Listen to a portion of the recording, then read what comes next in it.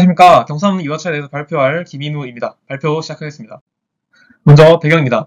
경사진 침대에서 아기를 재우는 것이 아기에게 상당히 나쁜 영향을 끼친다고 합니다. 미국과 유럽에서는 평평한 바닥 또는 10도 이내의 침대에서만 재우도록 권고를 하고 있다고도 했습니다. 저는 이런 기사들을 보고 다음과 같은 생각이 떠올랐습니다.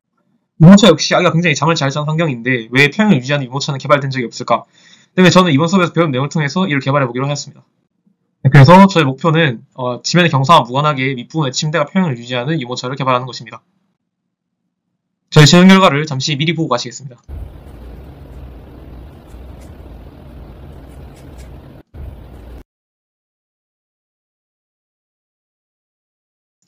제 실제로 완성한 유모차는 다음과 같이 생겼습니다. 먼저 이 아랫부분이 센서가 있는 부분이고, 그리고 이 앞쪽에 있는 앞바퀴는 위아래로 움직이면서 높이를 조정합니다. 높이를 조정하는 동력은 서버모터가 제공합니다. 좀 더 자세히 설명드리도록 하겠습니다. 먼저 센서입니다. 센서는 가속도계 ADXL335를 사용하였고 뒷바퀴 아랫부분에 달려 있습니다. 3D 도면을 보시면 이 검은 부분이 지면의 경사와 맞물려서 움직이는 부분이고 그 위에 빨간 부분 센서가 얹어져 있습니다. 제가 처음에 구성한 뒷바퀴는 다음과 같이 생겼습니다. 그런데 이 뒷바퀴가 앞으로 가다 보니까 이 검은색 삼각형 부분에 한 꼭지점과 닿아서 충돌을 일으켰고 때문에 앞으로 잘 가지도 않았을 뿐더러 많은 경사의 잡음이 발생했습니다.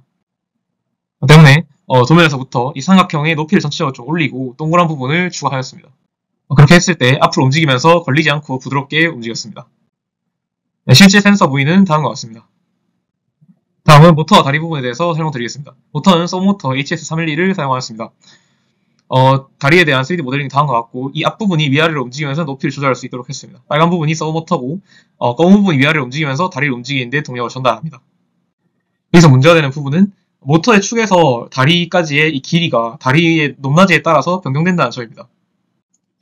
저는 이 문제를 해결하기 위해 이 다리에 구멍을 뚫음으로써 모터와 다리 사이의 길이가 조절될 수 있도록 하였습니다. 오른쪽은 그를 표현한 도면입니다.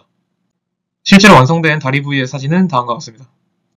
이전에는 다음과 같이 링크 구조를 사용해서 다리의 높낮이를 조절하려고 시도했었는데 링크 구조에 접합부가 많다 보니 이전의 구조보다 더 많은 마찰력이 생겨서 다리 높낮이 조절이 힘들기도 하였고 실제로 높낮이 조절을 할 수 있는 범위도 줄어드는 문제가 발생해서 이전과 같은 방식으로 변경하였습니다. 전체적인 도면의 모습은 다음과 같습니다. 다음은 3D 모델 도면입니다. 기존에 있던 도면들을 다 합친 걸로 보시면 되겠습니다. 결과물의 전체적인 모습은 다음과 같습니다. 다음으로 코드를 설명드리겠습니다. 먼저 프론트 패널 부분입니다. 아날로그 인풋과 디지털 아웃풋의 채널을 설정하는 부분입니다. 그리고 하이타임에서는 최초의 서브모터 각도를 결정합니다. 각도 측정된 값은 여기에 표현되고 그리고 샘플 퍼 채널, 레이트, LP를 요구하는 샘플 개수는 앙상블 에버리징을 통해서 총 몇 헤르츠로 측정하고 그 중에서 몇 개를 가져와서 평균을 낼 건지를 결정하는 부분입니다. 블록 다이어그램은 다음과 같습니다. 전 크게 경사 계산 코드, 각도 계산 코드, 다리 움직임 조절 코드 부분으로 나뉩니다. 먼저 경사 계산 코드입니다.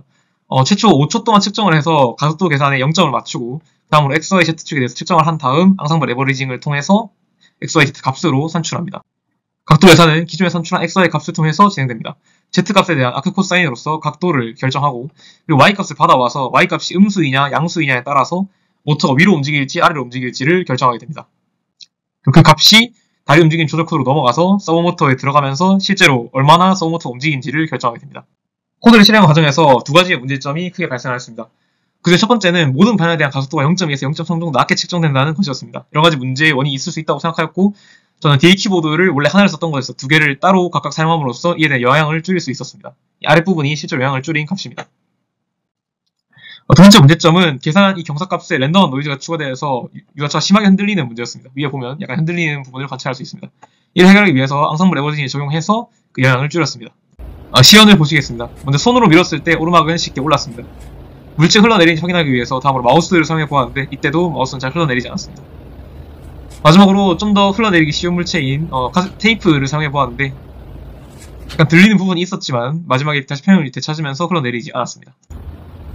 다음으로 내리막에서도 마찬가지로 손으로 밀었을 땐 잘 작동했습니다. 마우스를 올렸을 때도 간신히 흘러내리지 않았고 테이프를 올렸을 때도 살짝 흔들린 모습은 있었지만 평을 유지하면서 흘러내리지는 않았습니다. 총 사용 금액은 다음과 같은 물건들을 사용해서 48,350원이 나왔습니다. 다음으로 한계점 및 향후 계획입니다. 먼저 앞바퀴와 뒷바퀴 역할이 다른데 뒷바퀴에만 센서가 달려있습니다. 때문에 뒷바퀴가 경사면에 들어가기 전까지는 경사가 측정이 안됩니다. 유아차 평균 속도 0.58m/s를 고려한다면 1.5초 동안은 평형이 유지되지 않게 됩니다. 그다음에 센서를 앞바퀴로 옮기거나 측정 방식을 변경할 필요가 있다고 느꼈습니다. 다음으로 3차원으로 표현된 경사를 측정할 수가 없습니다. 뒷바퀴 구조상 2차원 경사만 측정할 수 있는데 이를 해결하기 위해서 뒷바퀴 관절 하나 추가해서 3차원의 경사를 측정하고 앞다리 두 개를 각각 움직이기 위해서 3차원 경사에서 표현을 유지할 수 있도록 하는 점이 필요하다고 생각했습니다. 마지막으로 고찰입니다. 유모차의 이러한 액티브한 시스템이 알맞을까라는 고찰입니다. 최대한 아무리 제거해도 노이즈에 대한 진동이 존재할 수밖에 없습니다. 때문에 스프링이나 댐퍼를 활용한 패시브 엔저가 좀 더 적절할 수 있다고 생각합니다.